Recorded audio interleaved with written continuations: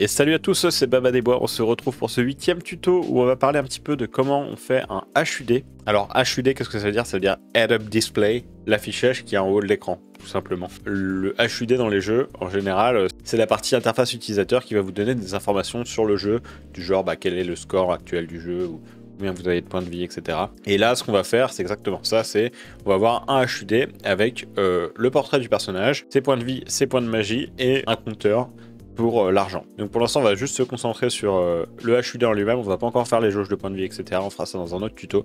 On va juste se contenter de faire le compteur pour l'argent et le visuel du HUD. Ça sera déjà pas mal. Ça va nous permettre d'aborder plusieurs points techniques intéressants, vous allez voir. J'en profite rapidement pour vous dire que passer sur Godot 3.4. Si vous voulez, Godot 3.4 est disponible depuis plus d'une semaine au moment où je tourne cette vidéo. Donc n'hésitez pas à mettre à jour. Il suffit de télécharger sur le site de Godot. Ça prend un instant. De toute manière, il n'y a même pas d'installation pour Godot, c'est juste tu télécharges, tu lances, ça fonctionne. Tout ce qu'on a fait précédemment va fonctionner de toute manière, et puis il y a quelques petits ajouts sympathiques. Petit mot aussi pour vous dire qu'il y a pas mal de ressources qui ont été ajoutées à l'asset pack, donc n'hésitez pas à aller jeter un petit coup d'œil, notamment tout ce qu'on va faire pour le HUD.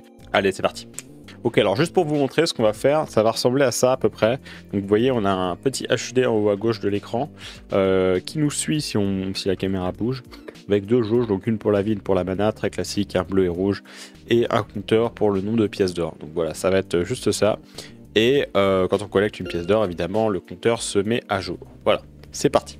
Avant toute chose, il y a un petit problème qui peut vous arriver quand vous faites des interfaces utilisateurs dans Godot, si vous ne connaissez pas encore très bien Godot, et c'est comment faire suivre l'interface utilisateur, comment lui faire suivre la caméra en fait, parce que comme la caméra va bouger, il ne faut pas que votre interface utilisateur elle reste à un point précis de votre niveau, il faut qu'elle suive la caméra. Et je peux vous montrer que par défaut c'est pas le cas si j'ajoute un texture rect. Donc un texture rect c'est le nœud qui permet d'afficher une image comme un sprite, sauf que c'est spécifiquement pour les interfaces utilisateurs. Donc si je m'ajoute un texture rect et que je lui donne la texture de base de Godot, là juste pour vous montrer l'icône de base, vous allez voir que et vous voyez, elle suit pas la caméra, elle est bien à cet endroit-là précis de mon niveau. Nous, on veut que ça suive précisément la caméra. Ok, et pour faire ça, en fait, on utilise ce qu'on appelle un nœud canvas layer. On va chercher canvas layer. On va instancier un nœud canvas layer, et ce nœud-là, on va l'appeler UI container, par exemple. Et on va mettre notre texture rect dedans. Et en fait, ce que ça permet de faire, c'est que ce UI container, en fait, les canvas layers de manière générale, en fait, ça va être un calque qui va se dessiner par-dessus votre niveau. Et il n'a aucune notion d'espace de votre map ou quoi que ce soit. En fait, lui, il se dessine par rapport à l'écran. Donc, en fait, il va toujours suivre votre écran parce que ça va juste être un layer par-dessus ce qui est dessiné dans votre niveau. Lui, il se réfère aux coordonnées de l'écran, en fait, et pas du tout aux coordonnées de votre niveau. Et ça n'a rien à voir avec le niveau, en fait. Donc, du coup, il va être complètement détaché du niveau. Il va être attaché à l'écran. Donc, peu importe comment vous allez bouger, ça va vous suivre en fait. Ok, donc maintenant qu'on a mis notre icône dans notre UI container, on va voir ce que ça donne. Et vous voyez, on a bien le truc qui est en haut à droite, et peu importe où je bouge la caméra, ça fonctionne. Ok, donc on n'a pas besoin de notre texture rect là tout de suite, donc ça on va le supprimer. Donc ce que je vais faire, c'est que je vais m'ajouter un nœud là-dedans. Donc il va être un nœud de type contrôle. Et donc en fait, les nœuds contrôle, c'est les nœuds de base qui servent à faire les interfaces utilisateurs dans Godot. Et donc vous voyez, si vous ouvrez là avec la petite flèche le nœud contrôle, vous allez voir tous les nœuds qui héritent du nœud contrôle. Et je vous expliquerai un peu ce que l'héritage veut dire plus tard, mais c'est tous les nœuds qui sont du même type que contrôle en gros. Et donc vous en avez tout un tas. En plus, vous voyez, il y a toute une arborescence avec plein de nœuds. Et donc tous les nœuds qui héritent de contrôle sont des nœuds qui servent à faire des interfaces utilisateurs. Donc nous, pour l'instant, on va juste ajouter un nœud contrôle. Donc on va cliquer sur contrôle, on va cliquer sur créer. Et ce nœud contrôle, on va l'appeler UI. Et UI, c'est pour User Interface, qui veut dire interface utilisateur. Donc on a notre nœud qui se retrouve en haut à gauche là. Et vous voyez, on a un carré orange qui représente en fait la taille du nœud, donc la taille de ce que va contenir notre nœud. Mais pour l'instant, il contient rien, donc on a juste un carré vide. Et on a les petites flèches vertes qui représentent les points d'encre. Donc il y a tout un tas de pré-réglages qui sont vachement utiles quand on utilise des interfaces utilisateurs qui sont ici, où il y a marqué disposition sur l'écran en haut là. Et si vous cliquez là-dessus, vous allez voir tout un tas de réglages que vous pouvez appliquer à votre nœud de contrôle. Et nous, ce qui va nous intéresser, c'est d'utiliser rectangle complet, parce qu'en fait, le nœud UI qu'on a créé va nous servir de conteneur pour tous les nœuds de l'interface utilisateur qu'on va avoir ensuite. Donc il va y avoir notre HUD qui va être à l'intérieur. Donc le HUD, c'est ce que je vous disais tout à l'heure avec le portrait, les jauges, etc. Mais si on a besoin d'autres choses, par exemple, je sais pas, Par exemple, je sais pas, si on a un bandeau avec un texte qui nous dit qu'on est arrivé dans tel type de niveau ou ce genre de choses, on va le mettre dans UI parce que UI va contenir tout ce qui est interface utilisateur dans notre jeu, en gros. En tout cas, dans notre niveau. Donc on va lui donner le pré-réglage rectangle complet. Et là, vous voyez, il se met exactement à la taille de la caméra. Et bah voilà, c'est ce qu'on veut. Donc nous, on va cliquer sur le petit verrou parce qu'on ne veut plus pouvoir toucher à la taille de ce UI parce qu'on veut qu'il fasse la taille de l'écran et c'est tout. Donc on veut faire le HUD. Et donc pour pouvoir faire le HUD, on va s'instancier un nœud enfant. Et dans Control, vous avez un type de nœud que j'ai utilisé tout à l'heure pour l'exemple, qui est le texture rect. Donc le texture rect sert à afficher des images, tout comme le sprite en fait, mais sauf que donc il hérite de contrôle, qui fait qu'en fait il va être disposable sur l'écran comme on le ferait avec un contrôle. Et vous verrez plus tard que ça a certains avantages non négligeables. Donc on va utiliser un texture rect et non pas un sprite, même si on pourrait théoriquement utiliser un sprite. Et celui-là on va l'appeler HUD. Voilà, une fois que j'ai fait ça, dans mon dossier scène, je vais me créer un nouveau dossier que je vais appeler UI. Et dans mon dossier UI, je vais me créer un nouveau dossier que je vais appeler HUD. Et dans ce dossier HUD, je vais importer les assets du HUD que vous trouverez dans l'asset pack. Je laisse le lien dans la description. Donc pour le HUD, vous allez avoir besoin de ces trois sprites là, donc le HUD mask et le portrait. Pensez bien à importer les trois, vous allez en avoir besoin. Donc je vais tout mettre dans le dossier HUD. On les drag and drop. Donc là, à l'intérieur de ça, j'ai bien mes trois textures et c'est parfait. Et donc vous voyez dans les textures rect, ça se passe exactement comme dans les sprites. On a besoin d'une texture qui va être à droite ici. Et donc on va lui drag and drop la texture du HUD. Paf. Et là, il va nous l'afficher. Et vous voyez, je vous ai déjà préparé le fichier pour qu'il y ait un peu de marge en haut et à gauche, ce qui fait que vous n'avez pas besoin de régler quoi que ce soit. Normalement, vous êtes bon. Ensuite, dans le petit rond là, on va vouloir afficher le portrait du personnage. Donc on va se faire un nouveau texture rect que je mets en enfant de HUD parce que le HUD va contenir tout un tas d'éléments, donc les jauges, le portrait, le compteur de pièces d'or, etc. Donc tout ce qui correspond à des éléments de mon HUD, je vais les mettre enfant du HUD. Donc ça va être le portrait. Donc on va le renommer portrait. Et ce portrait, on va lui donner la texture du portrait. Paf. Ok. Donc là déjà, bon, le portrait il est pas à l'intérieur du rond, ce qui est un peu problématique. Donc on va juste en utilisant les flèches du clavier se le déplacer pour qu'il soit au bon endroit à peu près. Donc je vais me le mettre à peu près là. Voilà, là, on va dire. Donc je vais me le lock pour pas qu'il puisse bouger. Et le but c'est que tout ce qui dépasse en fait du bord de mon HUD soit caché. Parce que je veux qu'en fait le portrait il soit incrusté dans le HUD et que la bordure cache le reste. Donc là par exemple son épaule va être cachée par la bordure du HUD. Et tout ce qui est en dessous ne sera pas affiché. Donc c'est ça mon but. Et pour pouvoir faire ça en fait on utilise ce qu'on appelle un masque. Et un masque en fait c'est juste un élément qui à partir d'une texture va nous dire tel pixel doit être affiché, tel pixel ne doit pas être affiché, etc. etc. En fait c'est une texture qui nous détermine quelles sont les zones à afficher, quelles sont les zones à ne pas afficher en gros. Et donc pour pouvoir faire ça, on va s'ajouter un nœud aussi. Alors là on va ajouter un nœud Light 2D parce que les masques sont faits à partir des lights dans Godot. Ça peut paraître contre-intuitif mais voilà, faut le savoir. Et donc en fait votre Light 2D si vous la réglez en mode masque, vous voyez il y a mode ici à droite. Par défaut c'est sur Add parce que par défaut les Light 2D c'est fait pour faire de la lumière, mais il y a un mode qui s'appelle masque. Si vous mettez en mode masque, votre light va agir comme un masque. Et donc vous voyez il y a une entrée de texture ici et on va lui donner le hudmask.png là qu'on a importé tout à l'heure comme texture. Paf. Et là vous voyez il se met à masquer du niveau derrière, ce qui est normal pour l'instant. Donc déjà, première chose, en fait, ce que je veux faire, c'est que là, vous voyez, elle est rendue à partir du centre de l'image. Et moi, je voudrais pas qu'elle soit rendue à partir du centre, je voudrais qu'elle soit décalée et qu'elle soit rendue à partir de en haut à gauche. En gros, pour que ça corresponde exactement à la taille de mon HUD, qu'elle soit pile poil au bon endroit. Et pour pouvoir faire ça, en fait, ce que je peux faire, tout simplement, c'est cliquer là-dessus, regarder la taille du sprite, ici. Vous voyez, donc il y a 151,65. Alors, on va pas utiliser l'offset parce que l'offset, il prend des entiers en X et en Y, et or 151 divisé par 2 ça fait 75,5, donc je vais avoir besoin de lui donner une valeur qui va être un float, et donc on va utiliser dans notre 2D transform, là on va utiliser la position. Voilà, donc là je vais faire 151, et alors attention à faire 0.0 divisé par 2, 0.0, et ça va me permettre de faire le calcul directement là dans la boîte de dialogue, et si je fais entrer, il va me faire le résultat en fait de 151 divisé par 2.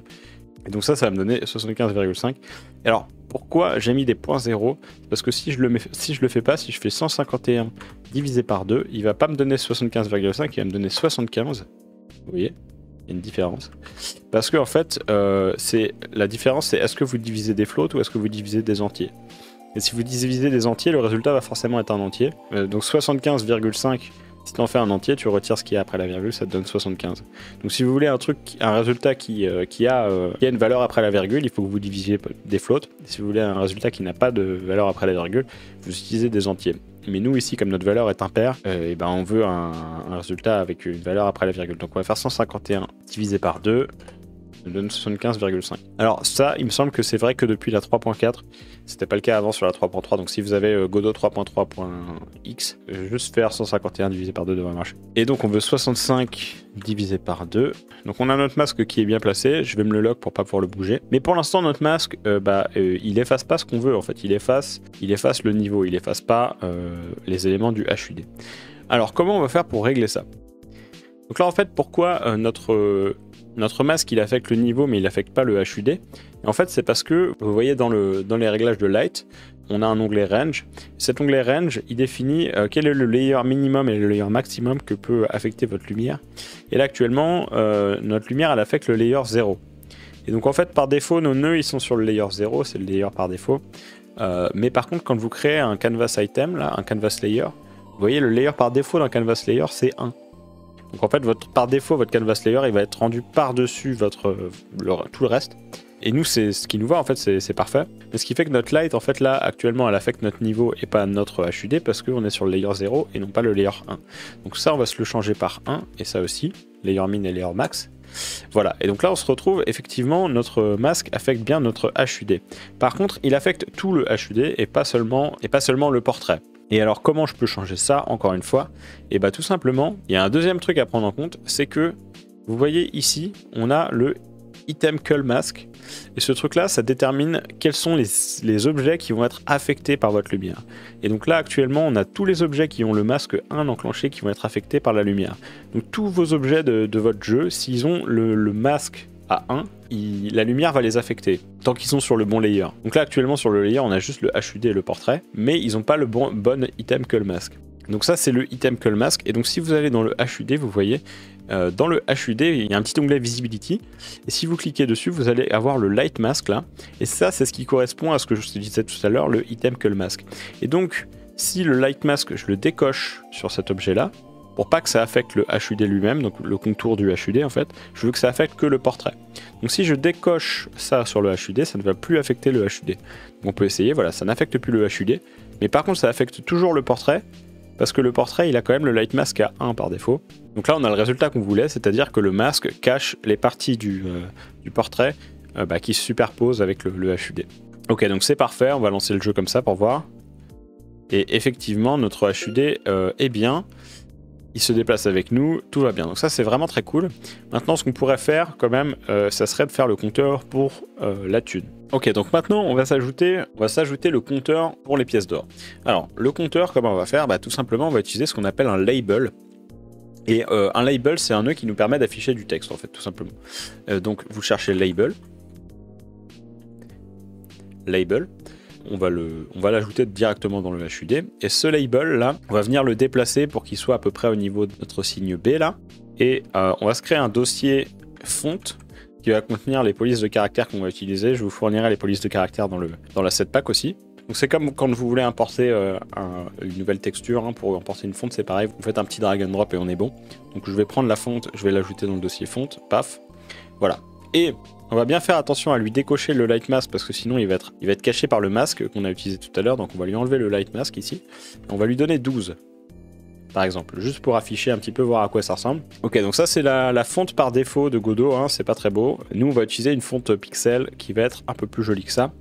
Et donc pour pouvoir faire ça, ce qu'on va faire c'est que on va aller dans le label, on va aller dans Theme Overrides. Et là dans Theme Overrides on a font, et le font on va cliquer dessus, on va faire New Dynamic Font. Voilà. Et en cliquant sur le Dynamic Font, donc la Dynamic Font c'est une ressource qui contient une fonte dans Godot. C'est pas directement le .ttf qui est le fichier font, c'est une ressource de Godot qui va contenir ce .ttf. Et donc là, vous voyez, vous avez un dossier font, et là, il faut lui donner le .ttf. Donc on va aller drag and drop le .ttf, paf. Et vous voyez que vous avez votre truc qui se rend correctement. Ok, et ensuite vous pouvez cliquer sur la fonte, et comme on utilise une fonte en pixel art, on va décocher le anti-aliased. Mais si vous utilisez une fonte qui n'est pas du pixel art, il faut que vous le laissiez. Mais c'est vraiment spécifiquement pour les fontes en pixel art où il faut décocher ça. Donc voilà, ça c'est fait. Bon voilà, ça c'est très bien, on va lui donner 0 plutôt comme texte, parce que pour l'instant on n'a aucune pièce d'or. On va se placer notre label bien précisément comme on voudrait, donc par exemple ici. Voilà, qu'il y ait un petit peu d'espace entre le B et la quantité de sous qu'on a. Et je vais juste lui donner un petit contour, histoire qu'on la voit ressortir un peu mieux. Donc vous voyez, tout le HUD a un espèce de contour violet sombre là. On va essayer de lui donner le même contour pour que la fonte ressorte bien. Et donc pour pouvoir faire ça, vous allez aller dans la dynamique fonte, dans Settings. Et là, vous avez Outline Size. Donc là, on va mettre 2 parce que notre contour, il fait 2 pixels de large. Et Outline Color. Et là, la Outline Color, je peux vous donner un peu ma couleur, la couleur que j'utilise. Donc c'est 82... 0, 45. Et là, on a la même couleur que là. Donc c'est un violet sombre dont je me sers assez souvent pour faire les contours. Ok, et donc voilà, donc maintenant on a notre label, on a son contour. Maintenant, le dernier truc qui reste à faire, c'est mettre à jour ce compteur. Et donc là, si on lance le jeu, ça ressemble à ça, c'est bien ce qu'on voulait. Donc effectivement, le dernier truc qui reste à faire, c'est mettre à jour le compteur quand on prend une pièce. Et donc ça, évidemment, ça va nécessiter un petit peu de code. Et avant toute chose, on va parler de 2-3 petits concepts d'architecture au niveau du code. Le premier, ça concerne une bonne pratique. C'est qu'on évite toutes les données qu'on va afficher aux joueurs. Donc ça va être par exemple le nombre de pièces qu'on a, le nombre de points de vie qu'on a, etc. On évite que les données soient stockées à l'endroit où le HUD est affiché. Donc par exemple ici, si on attache un script à notre HUD, c'est pas à lui qu'on va donner combien de points de vie notre personnage a, combien de pièces d'or il a, etc. Parce que si on sort de la scène level et qu'on va ailleurs, et les données elles sont perdues en fait. En plus de ça, on va avoir un autre problème, c'est que par exemple, si je veux réutiliser la donnée, le nombre de pièces d'or que notre personnage a, si je veux l'afficher dans d'autres contextes, par exemple si on va chez le marchand, on va bien vouloir afficher combien de pièces d'or notre personnage a pour pouvoir acheter des objets. Et donc si notre truc il est dans le HUD, il va falloir qu'on aille récupérer le HUD pour savoir combien de pièces d'or il a, ce qui n'est pas forcément pratique. Et en plus, vous allez voir que si ça se trouve dans notre scène, le marchand, on n'aura même pas du tout le HUD. Donc comment vous faites pour récupérer la donnée dans ce cas-là? Voilà, c'est un vrai problème. Et donc tout ça pour vous dire, en fait, il faut essayer de décorréler les données du jeu de comment on les affiche. Donc voilà, les deux choses sont stockées différemment. Donc on stocke les données d'un côté et on les affiche d'un autre. Ce qui fait qu'après, si je veux afficher la même donnée à différents endroits de notre jeu, on n'a pas de problème. Par contre, la seule chose qu'il va falloir faire, c'est un moyen de se notifier que la donnée a changé. À chaque fois que la quantité d'or change, on va vouloir que notre HUD soit notifié pour que lui, il mette à jour l'affichage. Donc voilà, c'est comme ça que ça va se passer. On va stocker la donnée d'un côté et de l'autre, on va l'afficher. Comment je vais faire pour stocker la donnée maintenant? Et bien en fait, on va utiliser ce qu'on appelle un autoload. Et si vous faites déjà un petit peu de code, vous connaissez peut-être ce concept sous un autre nom qui s'appelle singleton. En fait, c'est la même chose. Les autoloads, c'est les singletons dans Godot. Et en fait, pour expliquer un petit peu aux gens qui ne savent pas ce que c'est, en gros, ça va être un script dont vous allez avoir qu'une seule instance. C'est-à-dire qu'on va créer un script et il ne pourra y avoir que un seul exemplaire de ce script dans tout le jeu. Donc voilà, ça c'est le principe du singleton. Et en plus de ça, en fait, ce script il va être accessible de n'importe où. Donc c'est vachement utile parce que vous allez pouvoir récupérer les données qui vous intéressent dans ce script de n'importe où.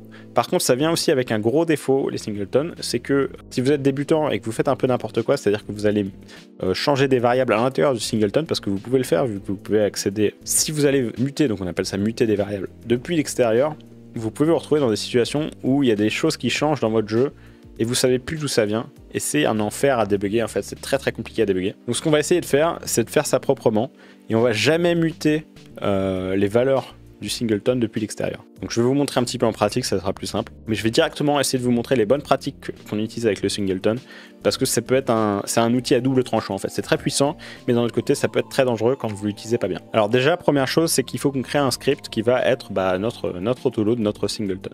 Et donc pour ça, on va se créer un dossier. On va faire un nouveau dossier, on va l'appeler autoload. Donc c'est le dossier qui va contenir tous nos autoloads. Autre petit point pour vous, si vous êtes débutant en game dev, on essaye d'avoir le moins d'autoloads possible dans notre jeu. Parce que plus vous avez d'autoloads, plus vous êtes susceptible de faire les erreurs dont je vous parlais tout à l'heure qui vont causer une très grosse complexité à débugger après. Donc on essaye de limiter le nombre d'autoloads au maximum. Dans l'idéal, vous en avez 1 ou 2 ou 3, vraiment maximum dans votre jeu, quoi. Donc dans ce dossier autoload, on va se créer un script. Ce script, on va l'appeler game.gd, il va hériter de node. Et voilà, on va le créer. Voilà, donc on a créé notre script, on va l'ouvrir, et notre script il est vide, il contient juste extend node, Donc ça, très bien. Maintenant, ce que je veux faire, c'est dire à notre projet Godot, ce script-là, c'est un autoload. Donc il va être accessible partout. Et pour ça, en fait, il faut le régler dans les paramètres du projet. Donc vous allez dans Projet, paramètres du projet. Donc vous allez dans Autoload. Et là, vous avez un onglet. Donc là, notre onglet est vide. Et à cet onglet, il faut qu'on lui donne le script qu'on vient de créer. Donc on va aller dans chemin, là, on va cliquer sur la petite coche ici. Et donc on va aller dans le dossier Autoload où on a mis notre script game. Donc on va ouvrir game. Et ici, il va nous dire nom du nœud. Il va nous donner par défaut le même nom que le script. Mais par contre, nous, ce qu'on va faire, c'est qu'on va le nommer en majuscule. Donc game tout en majuscule. Parce que en fait, ça va nous permettre de reconnaître quand on fait appel à un autoload ensuite dans le script. Le fait que ça soit tout en majuscule, on saura que c'est un autoload. Ce qui est assez pratique. Donc on va le mettre tout en majuscule et on va faire ajouter. Et une fois que vous avez fait ça, vous allez vous retrouver comme ça avec une ligne où il vous dit, voilà, vous avez votre autoload game, il utilise le script machin truc, et il va vous dire variable globale et tout. Donc maintenant, on sait que game, là, ce truc-là, il va être accessible de n'importe où. Donc, qu'est-ce que je veux faire en fait? Eh ben, je veux définir une variable là-dedans qui va définir le nombre de pièces qu'on a. Donc je vais créer une variable nbcoins, nb pour number et coins, bah voilà, des pièces, qui va être un entier et on va lui donner 0 parce que par défaut on n'a aucune pièce. Donc cette variable va me servir à stocker le nombre de pièces que je possède. Voilà, première chose. Maintenant, si on se pose 2 minutes et qu'on réfléchit à ce que je disais tout à l'heure, notre but c'est d'être notifié quand la valeur de nbcoins change. Donc on peut faire un petit peu comme on avait fait avant, c'est-à-dire utiliser un assesseur, un setter. Et donc quand le setter il reçoit une valeur qui est différente de la valeur qu'il avait avant, on sait que la valeur change, donc on émet un signal, tout ça, tout ça. Donc ça, on pourrait faire comme on a fait d'habitude. Le seul souci, c'est que le signal, comment on va le connecter en fait, parce qu'on ne sait pas à qui on doit le connecter. Depuis game, là, on ne sait pas à qui on doit connecter ce signal. On pourrait directement le connecter à notre HUD, mais le problème, c'est que notre HUD, s'il change d'endroit, s'il change de place, ou si on fait d'autres labels un petit peu partout pour indiquer le nombre de pièces qu'on a, genre, comme je disais, dans le marchand, etc., le problème, c'est que si je le code directement dans notre script game, ça va être super statique en fait. Ça va être à chaque fois que je vais vouloir changer l'endroit où je vais vouloir afficher la quantité de pièces que j'ai changées, il va falloir que je change qui doit recevoir le signal depuis game, ce qui est vachement contraignant et c'est vraiment pas une bonne idée. Et plutôt que de faire ça, on va utiliser un pattern qui s'appelle l'event bus. Et pour ça, ce qu'on va faire, c'est qu'on va se créer un autre autoload. Donc je me crée un autre script dans le dossier autoload. Voilà. Ce script, on va l'appeler event avec un s.gd. Il hérite de node. Voilà. Donc on va se retrouver dans un script vide, encore une fois. Donc voilà, on a notre event.gd et on a notre game.gd. Maintenant, évidemment, comme tout à l'heure, il faut que j'ajoute le event comme un autoload dans les paramètres de notre projet. Donc on va aller dans autoload. On ajoute event.gd. On n'oublie pas de mettre ça en majuscule, event en majuscule, on fait ajouter. Et voilà, on se retrouve avec nos deux autoloads. Donc on a game et on a event. Et alors vous allez me dire, mais pourquoi je fais ça? Ce que je veux faire, c'est que plutôt que de faire des signaux qui sont locaux à une scène, comme on avait tout à l'heure, par exemple dans notre personnage, quand l'animation se termine, il va dire au personnage mon animation est terminée, etc. etc. Ça c'est très bien quand vous êtes dans le contexte d'une scène, parce que les nœuds se connaissent entre eux. En fait. Tel nœud il sait qu'il est enfant de tel autre, tel nœud il sait qu'il est parent de tel autre. Donc vous voyez, il y a un lien de parenté entre les nœuds, donc les nœuds se connaissent entre eux, donc ils peuvent s'envoyer des signaux, il n'y a pas de souci. En fait, les nœuds, à partir du moment où ils ont un lien de parenté, direct ou indirect, hein, il n'y a pas de problème pour qu'ils puissent s'envoyer des signaux. Donc c'est-à-dire que si un nœud est enfant d'un autre, il n'y a pas de souci pour qu'il envoie un signal à celui-ci, et inversement, dans l'autre sens, ça tout va bien. Là, ce qu'on veut faire, c'est différent en fait. On veut envoyer un signal entre deux nœuds qui n'ont aucun rapport de parenté, ou alors vraiment très éloignés. Ils vont être très éloignés dans l'arbre des nœuds. Ce qu'on veut faire, c'est dire, quand notre personnage il collecte une pièce dans le niveau, on veut émettre un signal qui va dire à notre autoload game, on a collecté une pièce, donc tu comptes une pièce de plus. Et notre script game, une fois qu'il a ajouté une pièce, il faut qu'il émette un signal pour dire, ah bah j'ai mon compteur de pièces a augmenté de 1, et donc du coup il faut que tu updates l'affichage. Donc il y a deux trucs, il y a j'ai collecté une pièce, il faut qu'on incrémente le compteur, et le compteur une fois qu'il s'incrémente, il faut qu'il dise j'ai changé de valeur, et donc il faut qu'on update l'affichage. Mais comme tout ce petit monde est très séparé dans la hiérarchie et qu'on ne veut pas créer des dépendances entre eux, c'est-à-dire qu'on ne veut pas que notre personnage il dépende du HUD, parce que le jour où on décide d'enlever l'HUD, on a besoin que notre personnage il continue de fonctionner en fait. Et inversement, on veut que notre HUD il fonctionne même s'il n'y a pas de personnage dans la scène. En fait, on ne veut pas créer de dépendance entre les deux. C'est ça qu'on appelle une dépendance. C'est qu'on ne veut pas que l'un ait besoin de l'autre pour exister en fait. Et donc pour pouvoir les empêcher d'avoir une dépendance, on appelle ça découpler des choses. Pour pouvoir découpler notre HUD de notre personnage, on va créer un événement. Et donc un événement, qu'est-ce que c'est? C'est comme un signal. En fait, c'est un signal qu'on va mettre dans un nœud. Donc là, dans notre nœud event. En fait, dans notre autoload event, on va créer un signal. Donc on va l'appeler signal. Et on va lui dire, par exemple, coin collected. Ok. Et on va se créer un deuxième signal qu'on va appeler NBCoins changed. Voilà, je crée deux signaux, un pour dire que j'ai collecté la pièce et un pour me dire que le compteur de pièces de game a changé de valeur. Ok, donc maintenant que j'ai ces deux signaux, c'est très bien. Comment on va les utiliser? Vu que ce n'est pas des signaux qui sont directement dans le personnage, je ne vais pas pouvoir faire comme d'habitude, connecter depuis la scène, comme on faisait avant. Donc comment je vais faire?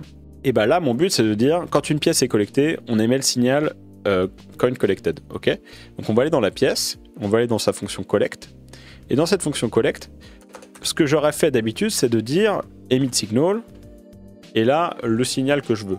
Sauf que emit signal, ça émet un signal qui est présent dans le nœud dans lequel on appelle cette fonction. Et ici, notre signal, il n'est pas dans ce nœud-là. Notre signal, il est dans event. Donc en fait, ce qu'il faut qu'on fasse, c'est event, en majuscule, point emit signal. Et là, on lui donne le nom du signal qu'on veut émettre. Et le nom du signal qu'on veut émettre, c'est coin collected. Ok, donc qu'est-ce que je suis en train de faire? Je suis en train d'émettre le signal de event. Donc je me réfère à event et je lui dis émet tel signal. Et en fait, je peux faire ça parce que event c'est un autoload et que donc il est accessible depuis partout. On dit qu'il est global dans ce cas-là. Donc là, on est en train d'émettre le signal de event coin collected. Ok. Maintenant, on va vouloir récupérer ce signal coin collected dans game. Donc game, il va vouloir réagir au fait que l'event coin collected ait été émis. Et le truc, c'est que vu qu'on est dans des autoloads et qu'on n'est pas dans des scènes, etc., on va pas pouvoir connecter le signal comme on le faisait d'habitude dans Node et connecter le signal ici. Parce qu'il apparaît pas là en fait. Donc en fait, il va falloir qu'on le connecte depuis le code. Donc pour pouvoir faire ça, on va le connecter dans ready. Donc on va faire ready. Et là, on va faire event.connect. Et là, en fait, la fonction connect nous permet de connecter un signal. En fait, c'est comme ce qu'on faisait depuis l'interface, sauf qu'on va le faire avec le code. Donc ça nous demande quel signal on veut connecter et à qui doit recevoir le signal en fait. Donc notre signal qu'on doit connecter, c'est coin collected. Et on veut le connecter à qui? On veut le connecter à nous en fait. On veut le connecter au nœud game. Et comme on est dans le script game, c'est bien à nous-mêmes. Donc on va utiliser le mot-clé self pour se référer à nous-mêmes. Et ici, ça va être reçu dans une méthode qui va s'appeler onEventCoinCollected. Voilà, donc là en fait ce qu'on a fait c'est exactement la même chose que depuis l'interface, mais sauf qu'on l'a fait depuis le code. Donc on a notre émetteur qui est event, et cet émetteur on lui connecte son signal coinCollected, on le connecte au récepteur qui est nous-mêmes, donc le nœud game, et ce nœud il va avoir une méthode qui va réagir au signal qui va être onEventCoinCollected. Donc il faut qu'on déclare une fonction qui s'appelle comme ça, voilà, et donc cette méthode là va être appelée dès que je collecte une pièce. Donc ce qu'on va faire pour l'instant c'est juste print coinCollected. Voilà, pour que vous voyez bien que ça s'affiche dans la console. Donc essayons, si j'essaye de collecter ma pièce, paf, j'ai bien coin collected qui s'affiche. Faites pas gaffe aux erreurs que j'ai en dessous, c'est dû aux préparatifs que j'ai fait pour préparer la vidéo. Faites pas attention, vous n'aurez pas ces problèmes là normalement. Donc on a bien notre truc qui s'émet. Par contre vous voyez qu'on a quelques warnings, donc en jaune c'est des warnings. Et alors les warnings c'est juste pour vous dire attention, il y a tel élément du code qui pourrait potentiellement poser problème. C'est pas une erreur, ça vous interrompt pas votre code, mais par contre ça vous permet des fois de trouver des erreurs qui pourraient être problématiques plus tard. C'est assez utile de manière générale d'avoir des warnings. Donc on va cliquer dessus, il nous dit juste the signal coin collected is declared but never emitted. Et en fait là ce qui se passe c'est que comme on n'émet jamais le signal, les signaux de event on les émet jamais depuis event, l'interpréteur comprend pas à quoi ils servent en fait, parce qu'il ne voit jamais d'émission de ce signal là. Mais en fait c'est parce qu'on les émet depuis l'extérieur que ça fait ça. Ce qui est normalement une chose à ne pas faire, hein. C'est à faire seulement si on utilise ce pattern event bus. Et donc vu qu'on n'a pas besoin des warnings dans ce script là, vu qu'en fait on va avoir que des signaux, ce script ne va contenir que des signaux, puisque c'est juste un script qui contient des événements. Donc du coup on va se mettre warning disabled. Vous pouvez faire ça. En fait on va dire à l'interpréteur que c'est pas la peine de nous mettre des warnings sur ce script là, puisque on sait ce qu'on fait quoi.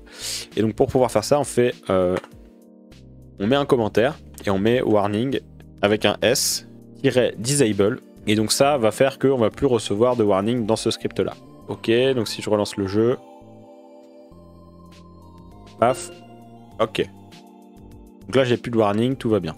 Ok, donc maintenant ce que je veux faire en fait c'est la deuxième partie. Donc là on a fait la première partie qui est de dire il faut qu'on réagisse au fait qu'on a collecté une pièce pour incrémenter le compteur. Et la deuxième partie on a dit c'est une fois que le compteur est incrémenté, on veut mettre à jour l'affichage. Donc, il faut qu'on fasse les deux parties suivantes qui sont incrémenter le compteur et mettre à jour l'affichage. Pour pouvoir faire ça, et ben c'est assez classique, c'est ce qu'on a fait auparavant dans le personnage et dans la jar par exemple, c'est de faire, on va déclarer un setter, donc on va faire setGet set nb coins, on va déclarer un getter aussi, get nb coins, je vais me faire une catégorie assessor, comme ça sera bien rangé. On va déclarer une fonction setNBCoins. Cette fonction va prendre une valeur, donc ça va être la nouvelle valeur de nbcoins. Donc ça va être value un entier. Voilà, ça ne renverra rien, donc on va mettre void. Et on va juste faire if value est différent de nbcoins. À ce moment-là, on va faire nbcoins égale value. Et là, on va émettre l'événement qui nous dit que la valeur de coins a changé. Mais on n'émet pas le signal depuis game, on émet le signal de event.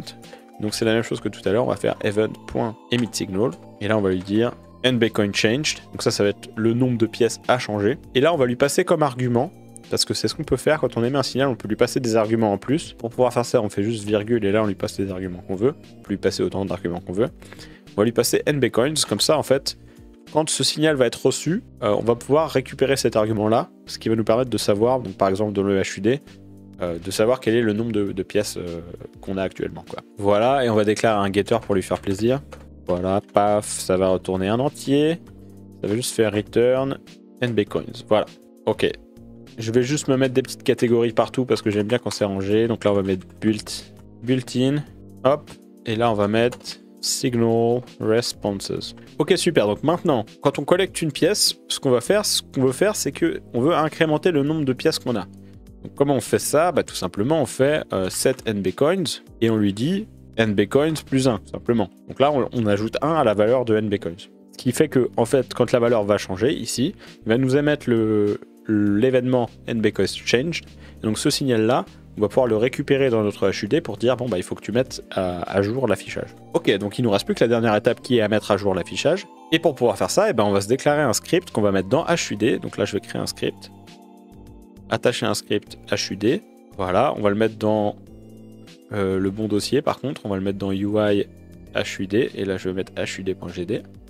Voilà, parfait. Et ce script-là, donc du coup, notre but, c'est de mettre à jour l'affichage du nombre de pièces dès qu'on reçoit le signal qui dit que le nombre de pièces a changé. Donc, il faut déjà que je reçoive ce signal-là. On va faire func ready. Et là, on va essayer de recevoir le signal. Donc, on va faire event.connect. On va connecter nbcoins changed. On va le connecter à nous-mêmes et on va lui dire on event nbcoins changed. Ok, super. Donc cette fonction-là va réagir au fait que le nombre de pièces a changé. Ok. Et vous vous souvenez, quand on émet ce signal-là, on lui passe comme argument le nombre de pièces. Je peux vous montrer dans Game. Ici, quand on émet le signal nbcoin changed, on lui donne avec le nombre de pièces. Donc, ici, on va avoir comme argument, on va recevoir comme argument le nombre de pièces, du coup. Donc là, on va mettre nbcoin, qui va être un entier. Et donc là, pour l'instant, on va faire print, on va mettre nbcoins changed, 2 points. Et là, on va lui donner l'entier. On va faire plus, on va convertir en chaîne de caractères nbcoins, juste pour pouvoir afficher dans la console le nombre de pièces a changé et on veut savoir combien de pièces a changé. Pour l'instant, on va juste l'afficher dans la console pour voir ce que ça donne, est-ce que ça fonctionne. Donc là, je vais collecter ma pièce, paf, et là, il me dit nbcoins changed et il me dit 1. Donc on a bien ça qui est appelé. On sait bien, maintenant dans le HUD, on sait qu'on a une pièce au moment où la pièce est collectée. Donc c'est parfait, c'est exactement ce que je veux. Maintenant, j'ai plus qu'à remplacer mon print par le fait de mettre à jour le label. Et donc le label, on va le récupérer dans une variable. Donc on va faire onReady var, on va l'appeler coin counter label. D'ailleurs, je vais renommer le label, je vais l'appeler coin counter. Ok, et on va faire égal $coin counter. Et donc là, plutôt que de faire ça, en fait, on va lui dire coin counter label.setText. Et là, je vais lui passer nbcoins converti en string. Il faut bien lui passer une string parce que le label, il peut afficher que du texte. Donc en fait, il faut que je convertisse le nombre de pièces, qui est un entier, en une chaîne de caractères. En fait, il va me convertir 1 en ça, une chaîne de caractères qui contient 1, pour pouvoir l'afficher dans le label. Donc voilà, en fait, dès qu'on reçoit le signal comme quoi le nombre de pièces a changé, on va update l'affichage, on va faire ça. Ok, essayons. Hop. Et là, vous voyez, ça marche. Mon truc s'est mis à jour. Voilà, c'est tout pour cette fois, j'espère que ça vous aura plu. La prochaine fois, on va faire spawner les pièces. Donc on va les faire sortir des pots, on va les faire sortir des coffres. Et on mettra même un petit côté aléatoire pour savoir est-ce qu'on en fait sortir 1, 2, 3, etc. Donc on va parler un petit peu de tout ça, comment on peut faire pour faire spawner les trucs intelligemment. Voilà, il y avait pas mal de petits trucs au niveau de l'architecture du code pour rendre ça vraiment... voilà, ne pas créer de dépendance entre les pièces, l'affichage... l'endroit où on stocke la donnée et tout. Donc il a fallu qu'on aborde quelques notions un petit peu théoriques. J'essaye toujours d'aborder les notions théoriques au moment où on en a besoin dans le dev du jeu pour vous faire passer ça de manière le plus fluide possible et puis pour que vous compreniez vraiment en quoi c'est utile en fait. Parce que ça sert à rien d'aborder une notion théorique si vous n'en voyez pas l'utilité directe en fait. En tout cas, comme d'habitude, vous pouvez me suivre sur les réseaux sociaux donc qui sont ici, là. Vous avez Twitter, vous avez Instagram. Je live sur Twitch toutes les après-midi 2 semaines, donc n'hésitez pas à venir faire un coucou si vous voulez. La fréquence de sortie des épisodes maintenant c'est un le mercredi, un le vendredi. Et si vous voulez, vous pouvez donner sur le Ko-fi ici, ce qui vous permettra d'accéder à la vidéo en avance, c'est-à-dire que au moment où la vidéo du mercredi sort, vous aurez accès à la vidéo du vendredi directement.